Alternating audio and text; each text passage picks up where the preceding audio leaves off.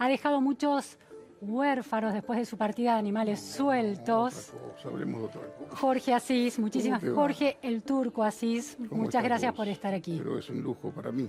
No, al contrario. Jorge, Te prometí vamos. que venía y vine, Aquí como estás. corresponde. Muchas gracias. Muy, muy valorada esta presencia.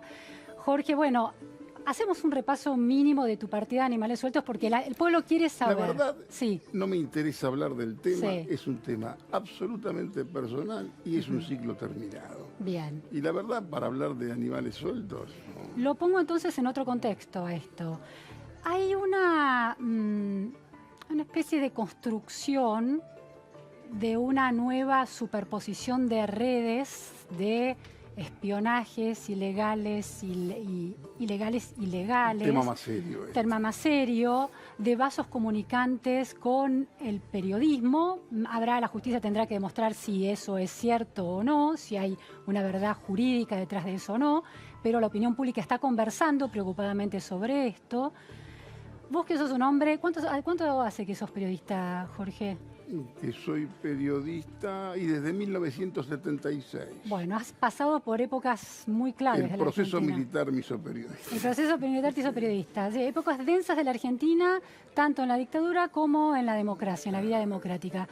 Este vínculo entre redes de espionaje, servicios de inteligencia paraestatales, estatales, periodismo, política y justicia. La justicia. Sí, primero, ¿es nuevo ¿no? en Argentina? ¿Está más incentivado? ¿Está más intensificado Bien. ahora? ¿Es distinto?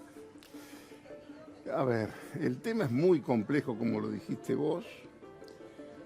Esa especie de interacción, si vos querés, entre la prensa, la justicia, la política y los servicios, en realidad existe desde que existen los servicios. Lo más serio que yo recuerdo, que se pueda más o menos tomar como antecedente de lo horroroso que pasa hoy, tiene que ver con el periodo de Alfonsín, cuando Alfonsín desconfiaba mucho de sus servicios de inteligencia que recibía, porque le parecía que había una conspiración a cada rato, y estableció una especie de sistema de inteligencia paralela, que es una vieja tentación.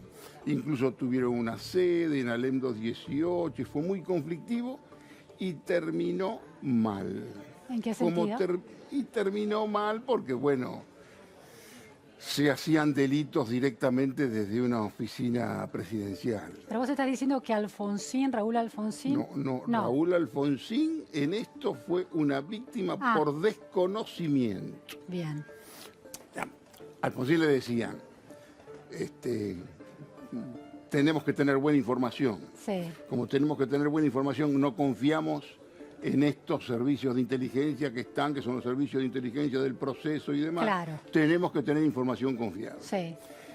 Que la base es el mismo error que los lleva hoy a la cooperativa de crédito de 25 de mayo 11 de la actualidad a establecer 6 bases de inteligencia en la provincia de Buenos Aires, porque necesitaban tener algún tipo de información, quizás, esto no te lo dicen oficialmente, quizás por temor a los eventuales saqueos, algún tipo de movimiento que se pueda hacer desde el conurbano.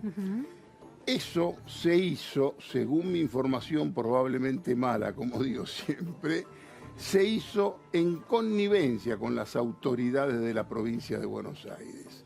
El problema es que, como casi todos estos grupos de inteligencia, aparentemente con un objetivo, se emancipan y después encaran otras investigaciones. ¿Cómo terminó esto? Lo caminaban al ministro Ritondo y la caminaban o trataban de informarse también sobre la gobernadora. Pero vos lo que estás describiendo es un servicio de inteligencia paraestatal alimentado del Estado. Por supuesto. Desde el Estado que se emancipa. Que luego se emancipa. Y que de pronto, porque en realidad hay que ser bastante vulnerable para que te hagan semejante alboroto policías retirados, ¿entendés? Los policías retirados, casi peor que los coroneles retirados, se quedan casi, riegan los geranios en el balcón, ¿entendés? De su casa de Belgrano, ¿no? Jorge, esto es un poquito más complicado porque esto viene directamente con temas de la justicia, que la justicia hoy parece ser un estadio donde se dirimen clásicos de la política. Y aquí se complica un poco más todavía, ¿entendés? Porque hay causas y a partir de la aparición del fenómeno D'Alessio empiezan a tirar de esa cuerda y saltan muchas cuestiones que son bastante delicadas y las que todavía van a saltar, ¿no?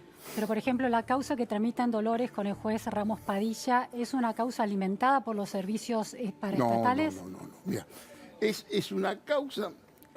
La causa, digamos, una interpretación muy adolescente, es decir, la causa Ramos Padilla está para terminar con la causa de los cuadernos. No es nada así. ¿Y cómo es? Acá hay una interpretación macrista, si vos querés, y una interpretación kirchnerista. La interpretación kirchnerista, la causa de los cuadernos es una operación del macrismo. Sí. Para el macrismo, o para los muchos colegas míos con muchas simpatías oficialistas, la causa que se arma en Dolores es una causa para terminar con la causa de los cuadernos, que en realidad es la causa de los arrepentidos. Sí. Aquí... ¿Y cómo es? ¿Si no es ni uno ni otro? Y yo creo que no es ninguna cosa ni otra. Son, digamos, hay delitos básicos. ¿Cuáles? Bueno, en el caso de la causa de los cuadernos, la causa de los cuadernos adquiere relevancia fundamentalmente a partir de la aparición de los primeros arrepentidos que señalan. Si esos arrepentidos en algún momento mintieron, o en algún momento se cubrieron, o se van a cubrir en un futuro inmediato, diciendo, por ejemplo, que fueron obligados a declarar de esta forma por cuestiones de defensa propia y demás, es otra cuestión. Pero hay casos que tienen que ver con lo delictivo. Sí. O sea, es real eso. Por supuesto que es real, no es ninguna operación. Esos son casos que de pronto la interpretación sí puede ser, si vos querés, tendenciosa. Lo que surge por el otro lado es algo que atañe a colegas nuestros, atañe a fiscales, que en el mejor de los casos fueron distraídos o tontos, ¿entendés? Pero ser distraído no es garantía de imputabilidad. Vos por ser tonto, igualmente sos imputable, digamos. Claro. Eso por un lado. En el caso de lo que tiene que ver con D'Alessio, Stornelli, hubo una interpretación muy apurada de decir es una operación y no es una operación. Se complica y cada vez se va a complicar más. Está separada del rol que Stornelli tiene en los cuadernos. Eso es lo que vos estás señalando. Por supuesto, porque ahí hay otras cuestiones, hay otras derivaciones, ahí entran colegas, ahí entra el tráfico de la información. Me quiero detener en ese punto. Sos un hombre de enorme experiencia en la vida política, has participado además en política durante el menemismo. Los conocés ambos lados del mostrador, como periodista y analista político y como político. Todo periodista político que hace investigación está necesariamente vinculado con servicios paraestatales y servicios estatales de inteligencia. No necesariamente. Vos, para dedicarte al periodismo informativo, tenés que ser un buen fileteador. Vos tenés que saber filetear el pescado, diferenciar el pescado bueno del pescado que viene más o menos podrido. De pronto, hay muchos que trafican información, depende, digamos, el periodista que hace investigación, por supuesto que quiere tener información. De pronto alguno te tira una buena información y vos podés ser preso de esa fuente si no sabés más o menos manejar la cuestión. lo que está en cuestionamiento no es la tenencia de la fuente. Lo que sí está en cuestionamiento de que esa fuente no haga de vos un instrumento para un acto delictivo. Claro, ¿quién usa a quién? ¿El periodista usa la información de los servicios o los servicios usan al periodista? Y es absolutamente recíproco, esto es un juego. Vos no podés ser periodista de investigación, tener información y encontrarte nada más que con gente honorable y venerable. Eso no existe. Vos tenés que poner la mano y tenés que hablar con todos los que tenés que hablar. Ahora, cuando aparece un caso como este, que es el caso D'Alessio, que los excede a todos, y ahí está la frontera entre la ingenuidad, el abuso de confianza, pero cuando estas complicidades que tienen que ver y que pueden ser justificadas por distracción o abuso de confianza, derivan en actos delictivos, ahí la cuestión se complica un poco más. Claro. Si vos querés, y lo que tiene que ver con los colegas, yo no soy amigo personal de Daniel Santoro, pero a lo sumo lo que se le puede reprochar es cierta ingenuidad en el trato con su fuente. ¿Entendés? Como también esto, por lo menos, se le tiene que reprochar a Stornelli. Ahora, a veces hay algunos personajes que son encantadores de serpientes, que se te meten, que averiguan tu vida, que saben qué es lo que te preocupa, que inmediatamente te proporcionan la solución a eso que te preocupa. Y cuando te querés acordar, lo tenés adentro. Lo tenés con vos. Lo tenés al lado, ¿no es cierto? Sí. Y estamos, claro, esa sería la idea de D'Alessio. En este caso se lleva puesto, por supuesto, autoridades de la nación, políticos absolutamente intachables, que yo no tengo ninguna duda de que de pronto encontraban en esta vertiente informativa la salvación. ¿Entendés? La salvación porque el periodista, y aparte hay otra cuestión que es terrible en los periodistas, que es ese tráfico de poder más o menos inmanente, misterioso y desconocido. Decirte a vos por lo bajo, Luciana, sí, este tipo es de la DEA, entre nosotros. Ese secreto que tenemos entre todos de que aquel tipo supuestamente es de la DEA, que la DEA por supuesto no va a decir ese tipo es mío, ni no es mío, porque todo esto entra en esta cuestión del ministerio. Hay mucho tráfico de toda esta cuestión y que genera a veces temas bastante redituables. Jorge, hiciste un pasaje histórico desde el alfonsinismo a la actualidad, a la gestión de Cambiemos. ¿Qué pasa con los servicios durante el kirchnerismo, por ejemplo? Mira, no es un tema especial mío, me parece que lo manejaron, ahí hay interpretaciones que creen que hay una especie de continuidad, claro, por datos que son, casi te diría, inconexos. Tomar yo a Magdalani, a quien la conozco desde el periodo menemista, tomarla como una continuidad del Archer, porque son amigos del Archer, me parece por lo menos precipitado, apresurado y te diría bastante forzado. Yo por información te digo, la continuidad de Magdalani con Archer, la gran razón es que los hijos juegan al rugby juntos.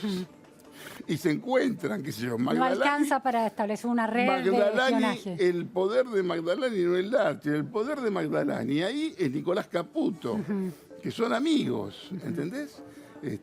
Claro. ¿Quién manejaba los servicios en aquel momento? Lo que pasa es que está todo mezclado con distintas interpretaciones de la historia. El hombre fuerte fue, por supuesto, Estiuso, después diabolizado, pero Estiuso fue fundamental en un periodo que tuvo que ver con un Néstor Kirchner que en su ingenuidad quería tener una relación casi política de complicidad con los Estados Unidos. ¿Había ingenuidad en Néstor Kirchner? Sí, en materia diplomática, total, no entendía mucho.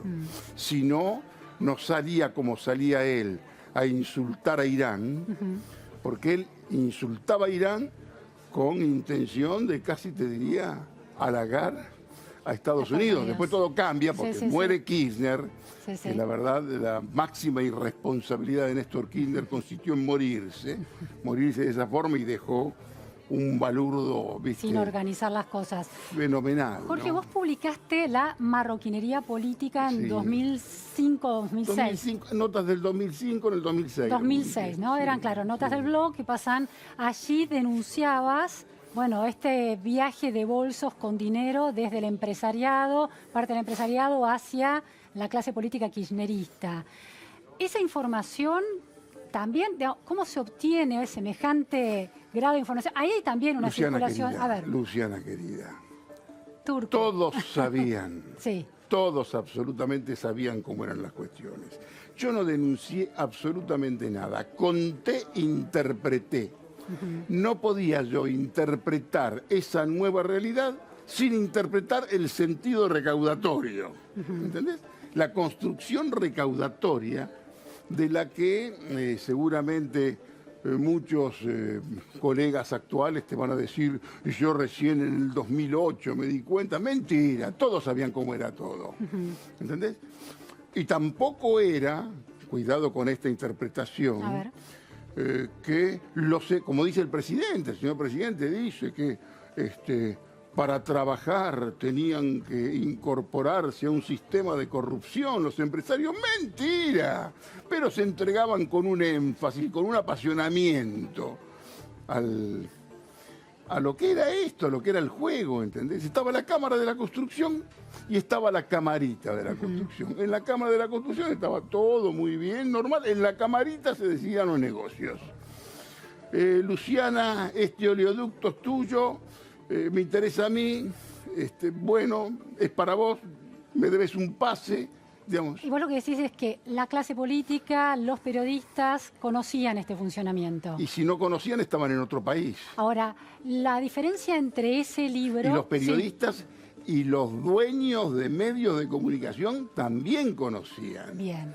Digamos. La diferencia entre esa realidad que vos ponés por escrito y lo que pasa hoy, el avance que implicó los cuadernos de las coimas, ¿tiene que ver con la figura del arrepentido que antes no existía y ahora sí se puede convertir en un caso legal? Digamos, cambiaron, es otro momento político y me parece que hubo una excesiva diabolización del kirchnerismo. Digamos, esa cosa de decir, yo que soy el autor de La marroquinería política, decir, se robaron todo, en realidad hubo un 3-4% de los que tuvieron que ver con el kirchnerismo que tuvieron acceso a algunas cuestiones. Yo te puedo nombrar el 90% de los funcionarios que fueron tuvieron ministerios, secretarías de Estado, que cobraron el sueldo, que a lo mejor pudieron haber viatiqueado un día más en alguna ciudad, pero que no tuvieron absolutamente nada que ver. Desconocer eso es desconocer lo que fue el kirchnerismo y lo que fue Néstor Kirchner. No cualquiera tenía acceso a este sistema recaudatorio. ¿Néstor Kirchner y Cristina Kirchner también? No, esto ya, ahí yo no puedo, sinceramente... ¿Por qué te puedo decir? A ver, sí. Cristina Kirchner podía saber que algo pasaba. De detalles no tenía la menor idea.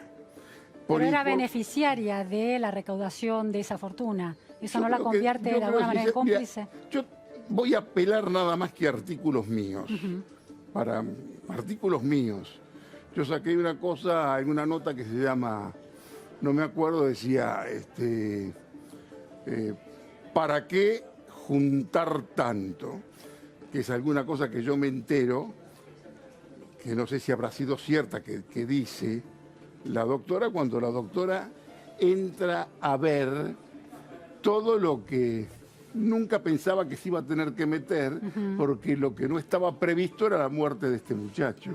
Cuando ella empieza a tratar de averiguar bien cómo era todo. Yo te puedo decir algunas cosas que no conté porque atañe a gente conocida mía que me lo dijo a mí, que no quiero identificarlos. pero me cuentan que lo llama la doctora presidenta de la República y le dice, quiero saber todo lo que hacías con mi marido. El tipo le dice, ¿todo? No me atrevo, presidenta, perdóneme, no me atrevo. ¿Entendés? Había muchas cuestiones. El gran personaje complejo de esta historia fue Néstor Kirchner. Si yo lo tengo que tomar desde el punto de vista del novelista, Sí. el tipo que me interesa para una novela verdaderamente es este personaje, ¿no? Pero, Jorge, ¿eso no es una mirada demasiado exculpatoria de la expresidente? Porque sos mucho más duro con la figura de Mauricio Macri y los negocios que pueda tener su familia, ¿o no? Nunca, ¿No? jamás. Jamás me dediqué a eso y te diría más, incluso lo he contado. Franco era el Macri que más me interesaba. Y me parecía que era, hasta incluso para la literatura, el Macri más interesante era Franco. ¿Por qué? ¿Qué rasgos te atraían? Por todo con su mundanidad, un tipo que de la albañilería llega donde llegó, un tipo que tuvo trato directo con Alfredo Yabrán, por supuesto que es para indagar en la historia argentina real.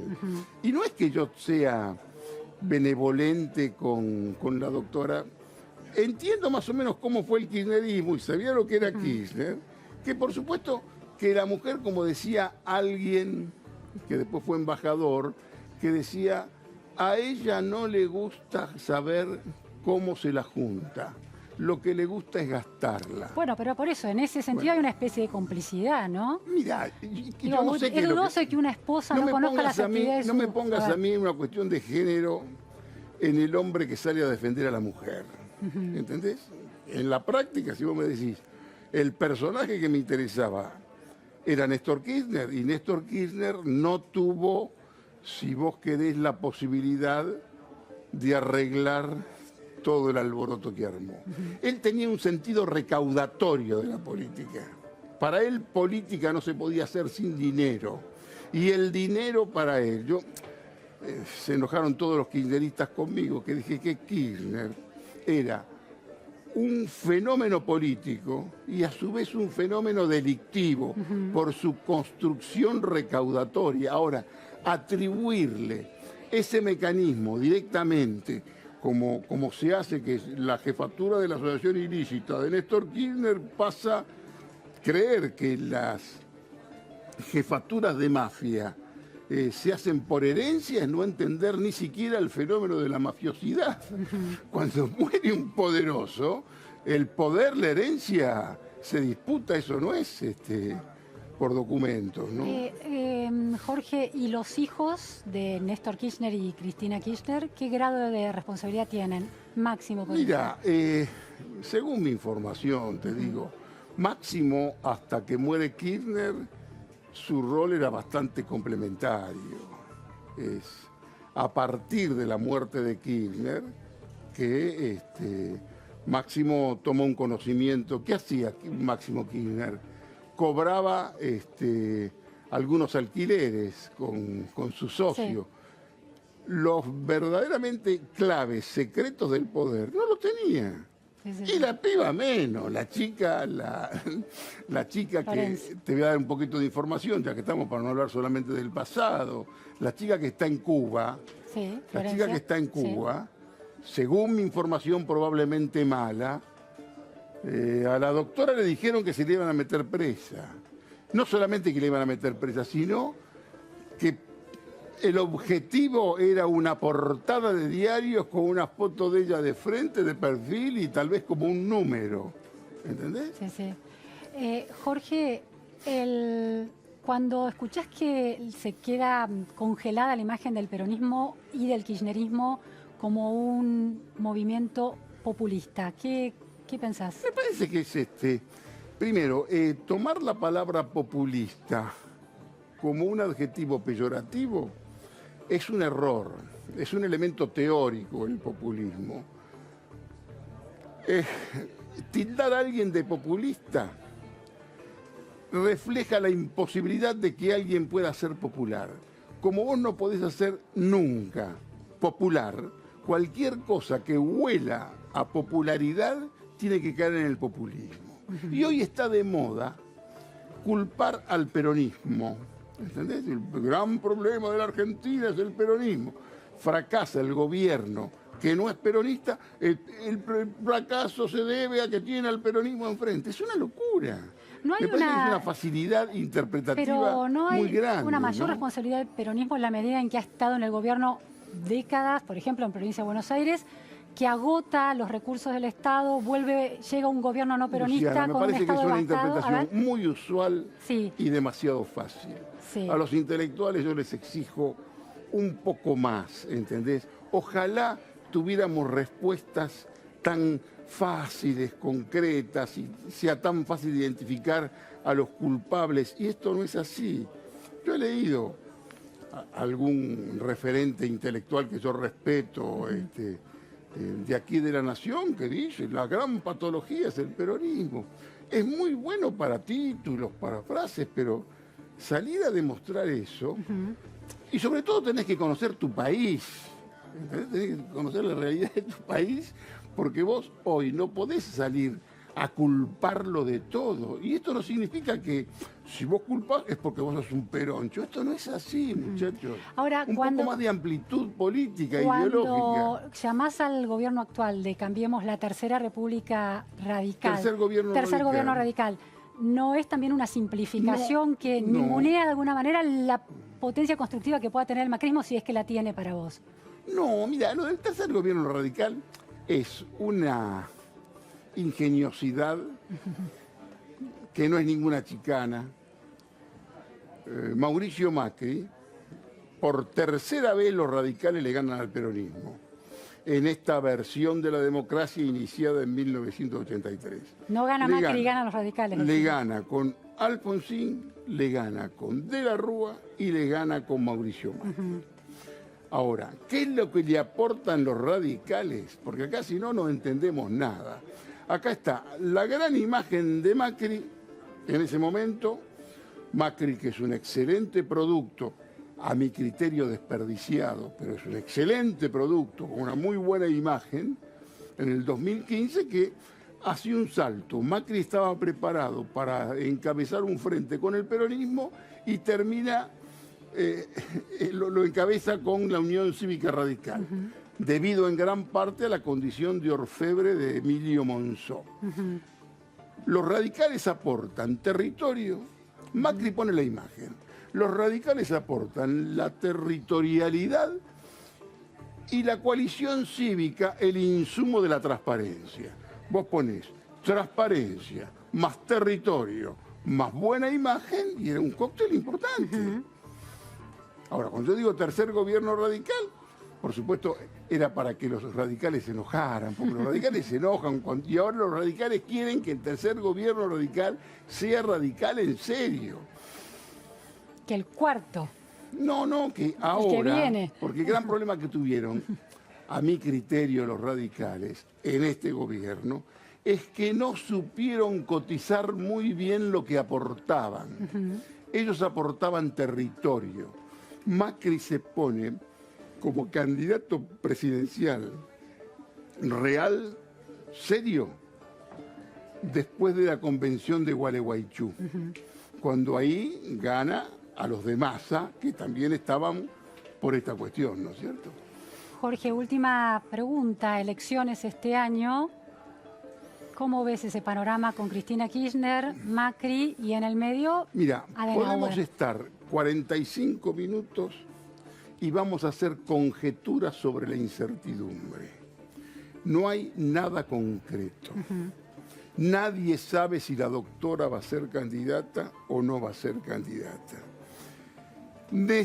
Mauricio Macri es el que está seguro que quiere ser el candidato, pero todos los días tiene que consolidarse como candidato y confirmarse como candidato. Después vos tenés el peronismo perdonable. ¿Por qué perdonable y no racional? Porque en realidad, hablar de peronismo racional, tenés que entrar en un debate sobre la razón o irracionalidad del peronismo. El peronismo yo no sé si es, yo lo digo perdonable porque es el peronismo más aceptable. Vos tenés el peronismo de la doctora, que en realidad tiene un frepacito tardío ella. Es un frepacito. Es un frepacito con sectores de izquierda y demás. Con alianzas con un partido, el PJ, tradicional. Después tener los perdonables, que son los que vos conocés y que también tienen sus disidencias. Sí, sí. ¿No es cierto? También está Labaña, que hoy es el del que más se habla, que Labaña, bueno... Adenauer lo llamás vos. Yo lo llamo nuestro Adenauer, sí, que su nombre, la verdad, Labaña es el que hace valorar a los radicales en Cambiemos. Claro. Gracias a Labaña, porque Labaña, sin querer, te abre una ventanilla. Abre una nueva ventanilla, Una ventanilla y ahí empiezan al éxito, a ponerse... a un éxito posible. Y que puede ser, porque en realidad, ¿qué es lo que pasa, Luciana? Y es para iniciar otra conversación. Empresarios, sectores muy importantes de poder, no quieren saber nada, ni con Macri ni con la doctora.